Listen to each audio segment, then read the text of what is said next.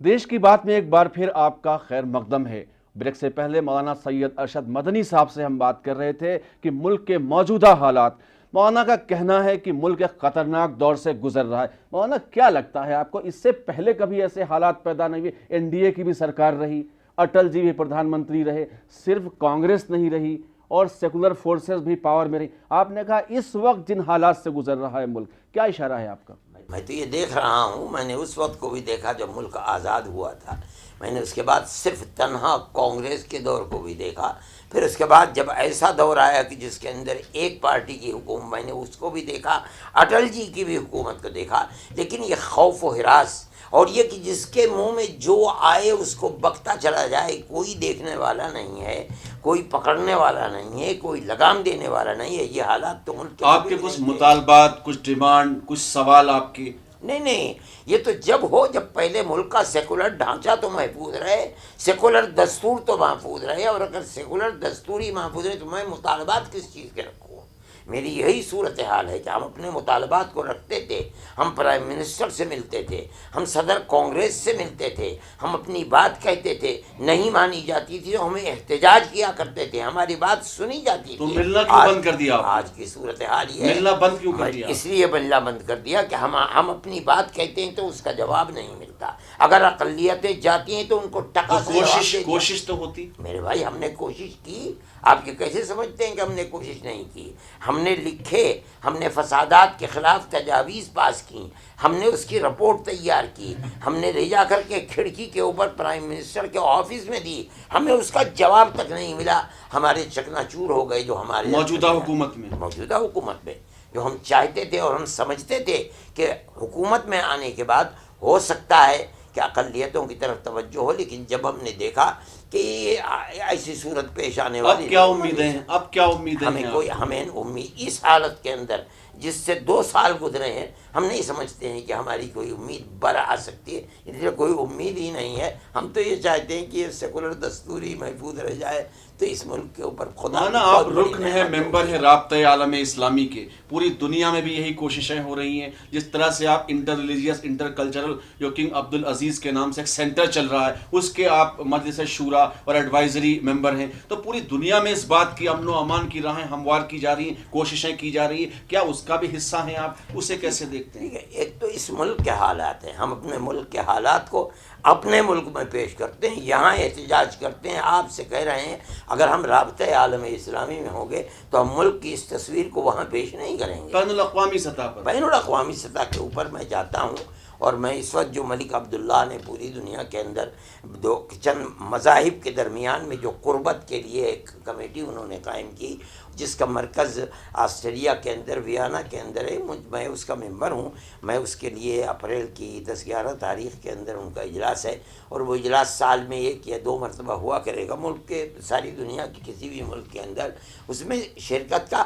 ہمارا تو جمعیت علماء کی تو یہ ایک پالیسی ہے، جس طرح ہم اس ملک کے اندر اپنا یہ پیغام اقلیت اور اکثریت دونوں کو دیتے ہیں کہ اپنی پرانی تاریخ کو زندہ کرو، جس طرح گاؤں در گاؤں۔ میں اس سوال پہ آتا ہوں، ہندوستان سے آپ اس کے ممبر ہیں ایڈوائزری بورڈ کے، جب آپ اس ملک سے جائیں گے تو اس ملک کے بارے میں یقیناً گفتگو ہوگی، سوالات ہوں گے، کچھ تو کہیں گے آپ وہاں؟ یقیناً میں ملک کی اس گندی تصویر کو پیش نہیں کروں گا، اپنے ملک سے مجھے محبت ہے، میں اپنے ملک میں رہ کر کے تو 1000 تنقیدیں کر دوں گا۔ کچھ تو کہنا پڑے گا آپ۔ میں کہوں گا کہ ملک کے اندر ایک سیکولرزم اتنا مضبوط ہے ہندوستان کے اندر کہ دنیا کے بے شمار ملکوں کے اندر وہ مضبوطی نہیں ہے۔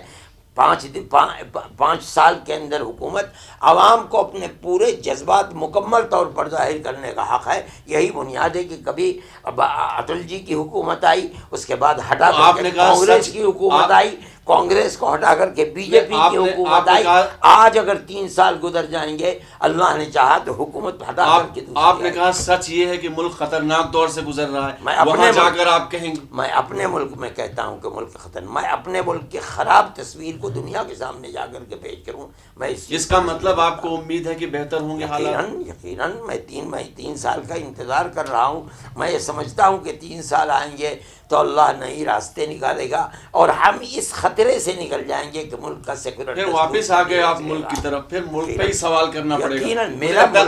آپ نے یہ کہا کہ جب سرکار بدلے گی تو حالات بدلیں گے، اس سرکار سے کوئی امید نہیں ہے آپ کو؟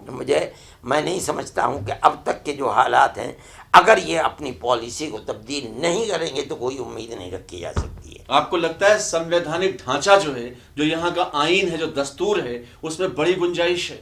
یقیناً گنجائش ہے، لیکن اقلیتوں کو خاص طریقے کے اوپر جو حقوق دیے گئے ہیں آپ ان حقوق کی غلط تشریح نہیں کر سکتے ہیں. وہاں ٹیررزم پر بڑی کوشش کی آپ نے، جو نوجوان طبقہ ہیرس کیا جا رہا ہے، ہراساں پریشان کیا جا رہا تھا، کیا عدالت سے آپ کو کچھ اس میں انصاف ملا ہے؟ انصاف ملنے کی امید ہے یا وہ بھی امید چھوڑ چکے ہیں؟ نہیں، ہمیں تو عدالت کے اوپر اعتماد ہے. ہم ان کیسوں کو انصاف ملا ہے آپ کو؟ یقیناً.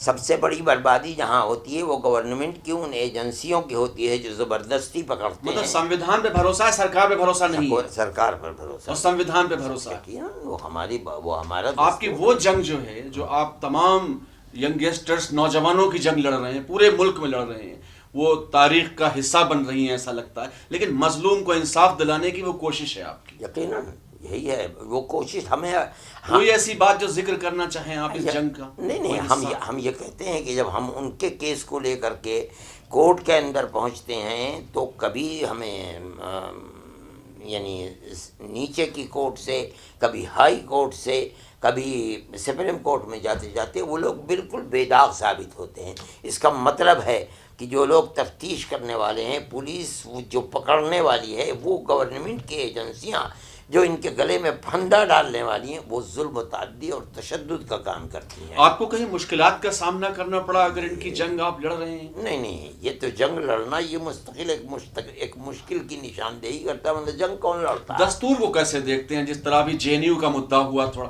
جے این یو میں جو حالات پیدا ہوئے اسٹوڈنٹس کے ساتھ، کس طرح دیکھتے ہیں؟ کیا انصاف ہے؟ کیا انصاف کے یہی طریقے؟ نہیں، ہم تو یہ مان کر چلتے ہیں کہ موجودہ گورنمنٹ کے اندر جو گورنمنٹ چلانے والوں کے دلوں کے اندر کشادگی ہونی چاہیے اور ہر ایک کو اپنی رائے دینے کا حق ہونا چاہیے.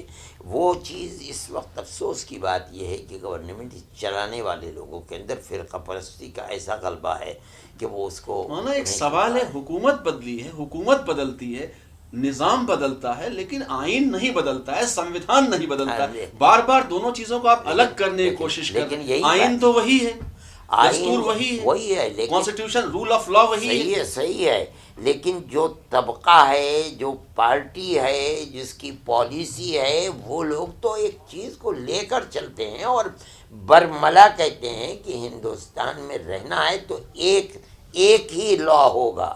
اس کا مطلب یہ ہے کہ جو اقلیتوں کے حقوق دستور کے اندر ہیں وہ اقلیتوں کو وہ حقوق نہیں دینا چاہتے. مساوی حقوق جو حاصل ہیں، ایکول رائٹس جو حاصل ہیں، تو ان پر حملہ ہے یہ. یقیناً جو دستور نے مجھے حق دیا ہے کہ میں اپنے مذہب کے ساتھ زندہ رہ سکتا ہوں اور مجھے مکمل آزادی ہے، وہ کہتے ہیں نہیں، اکثریت کے مذہب کا پابند بن کر رہنا. تو قانونی لڑائی تو لڑ سکتے ہیں نا؟ اس قانونی لڑائی لڑ سکتے ہیں، لیکن ہم سوال پیدا ہوتا ہے کہ ہم اس کے اندر ترمیم کرنے کیوں دیں؟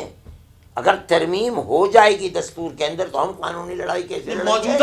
موجودہ حالات میں تو ہم لڑ رہے ہیں. 12 تاریخ کا ہمارا اجلاس یہی ایک لڑائی ہے جو ہمارا دستوری حق ہے. اگر ہم یہ سمجھتے ہیں کہ ہمارے دستوری حق کو پامال کیا جا رہا ہے. آپ نے پروگرام بتایا قومی یکجہتی کانفرنس، تو ظاہر بات ہے قومی یکجہتی کانفرنس میں آپ نے ساری پارٹیوں کے لوگوں کو انوائٹ کیا ہوگا. جو دستوری جو سیکولر پارٹیاں ہیں، ہم نے یہ کوئی ضروری نہیں کہ ہم اس کے بالکل آخری نیتا ہیں، لیکن ہم نے ان لوگوں کو جمع کرنے کی کوشش کی. تو سیکولرزم آپ طے کریں گے کہ یہ سیکولرزم ہے؟ یقیناً، اور کون طے کرے گا؟ دستور نے طے کیا ہے، ہم بھی اسے. آپ جس کو سیکولر مان لیں وہ سیکولر ہے. نہیں، ہم جس کو یہ دیکھتے ہیں کہ وہ ملک کو ہندو اسٹیٹ نہیں بنانا چاہتا ہے بلکہ دستور کے اوپر چلانا چاہتا ہے، ہم کہتے ہیں کہ یہ سیکولر. تو یہ آپ اس کے بیانات سے طے کرتے ہیں؟ نہیں، ہم اس کی زندگی سے طے کرتے ہیں. اور اگر کسی شخص کی حکومت کو موقع ملا ہے اور اس نے حکومت کی ہے اور دستور کے اوپر انگلی نہیں رکھی ہے تو ہم یہ سمجھتے ہیں کہ وہ سیکولر دستور کو ماننے والا ہے. اگر یہ کہا جائے کہ پچھلی سرکار جو کانگریس کی تھی، جو آپ نے کہا کہ 3 سال اور بچے ہیں سرکار بدل جائے گی،